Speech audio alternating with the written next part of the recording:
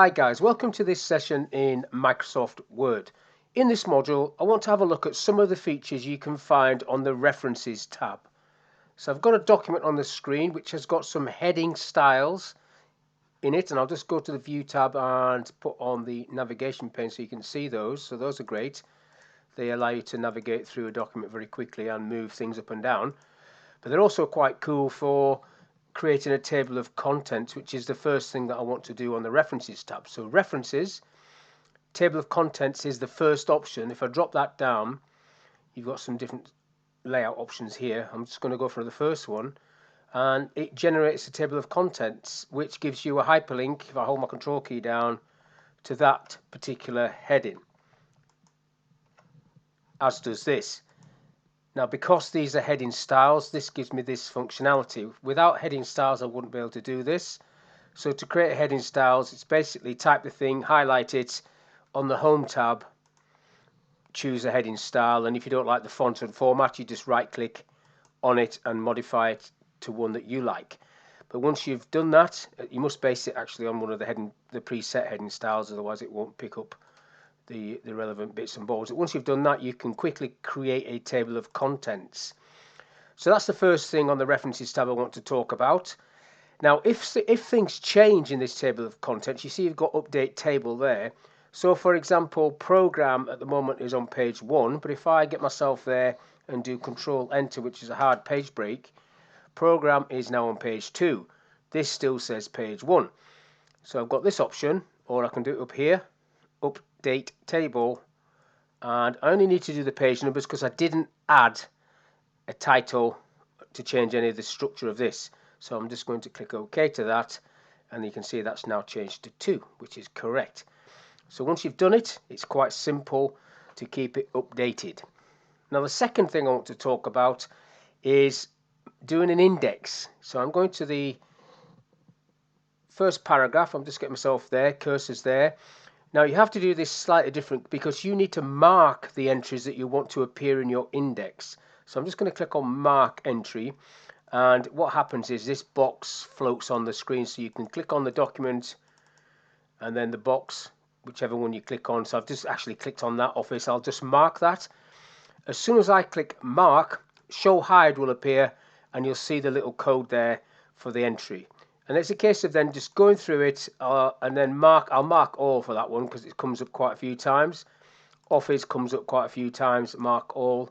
Then I'll just come down through the document and just mark a few of these on different pages so everything is not on the same page all the way down through this, just picking some general random things. I'm not really paying any attention, but in real life you must. I've already done Office, so I'll just do mark Microsoft, and then I better do a few more than that. Training, mark all, and Program, mark all, and then I'll just close that for now, and then I'll get my cursor at the end. You can knock the Show Hide off at this stage, so I'll knock that off. Give myself a title, Index. Now I want that to appear in the headings, so I'm going for heading 2, which the rest of them are already set at. You see it appear there now. So when I click underneath that, back to References, I can now insert that index. And again, you get different layouts from template. All these are different styles. You get a little preview in this little box there. The one I tend to go for is formal, for no other reason than I like it. Clicking OK to that, and it will drop that index in there. And you can see where I did mark all. It's given me lots of different page references because there was multiple occurrences of these words. So that's how you create an index, and the same thing applies with this. If any of these pages change, you just go Update Index and it will renumber the index. So that's the table of contents and the index references. The other one I want to look at is this insert citation, and then creating a bibliography, and then insert a table of authorities having marked citations, and then the last thing I'll look at is insert table of figures, and you can see how that works. So if I just get myself back to the top of this document, so let's go for inserting or creating a citation. So I'll get my cursor there, I think. Let's just put it there, and then I'm just going to insert. I've already got one for Microsoft, but I'll just add a new source. So you basically need to add a source, and what you can put in there is whatever you want to put in there, really, the reference. So I'll title this Visio book author Microsoft, spell that right, book title Visio for beginners, and you just fill this in. I'm not going to fill the rest of it in. I'll click OK to that. Tag name is not unique. Okay, tag name, so I'll just call it SAX, that bit, and then I can just click OK to that, and then it drops it in there for me, Microsoft.com. I changed that as well. Now if I want to go back and look at that, I can go into citations. You've got Microsoft.com, and then you've got add new, and then you've got manage source. So if I go manage source, Microsoft.com, that is the one, and I can edit it. So I just put .com at the top there, and I changed that tag name because I'd already got one called Microsoft and just picked up the same tag. But that's how you create a citation, and then it's inserted in the document there.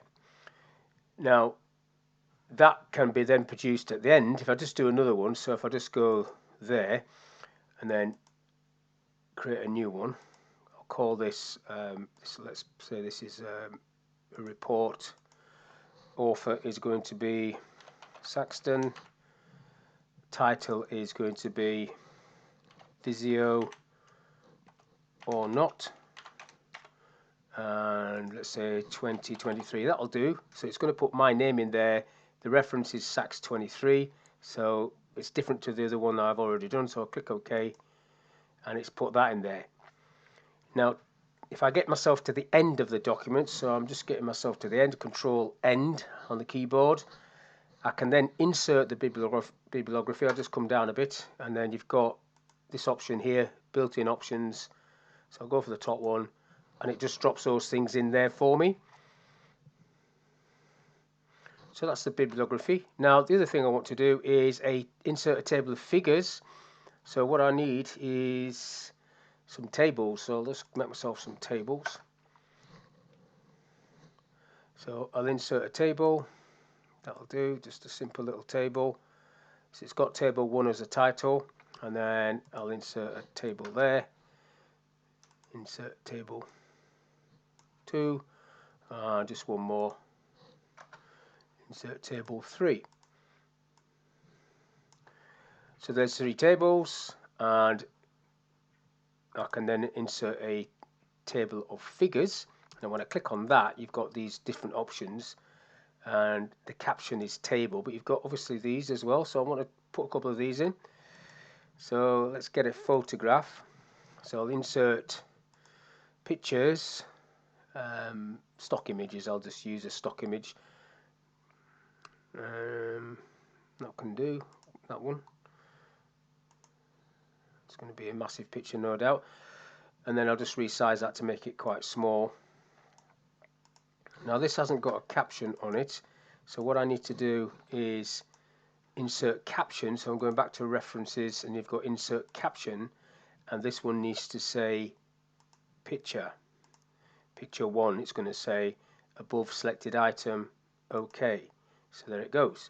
So then if I do another picture like that, just come down a bit, insert picture, just do it from stock images again, pick some random, that was a ball of wool, go for this one, insert some trees, just resize the image. Now I didn't, just go back to references,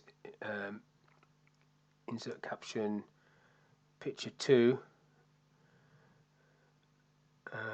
you've OK to that, and then I've got the auto caption here, which I haven't ticked on, but I could have had that ticked on for tables.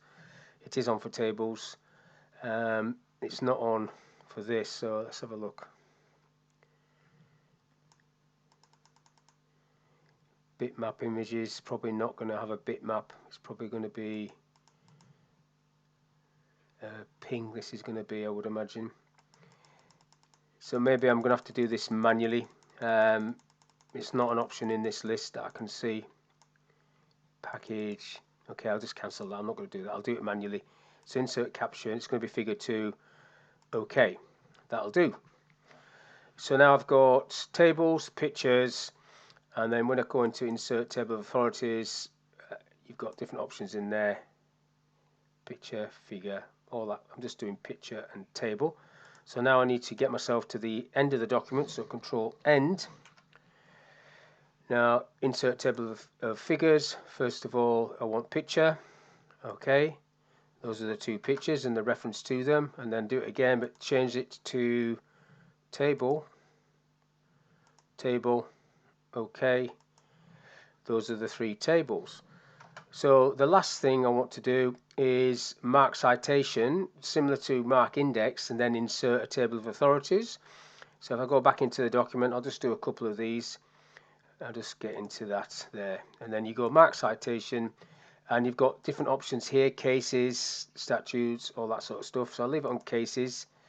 And then same sort of thing, if I can double click on it, just go to next. Okay, so I need to mark that and mark that one. And courseware.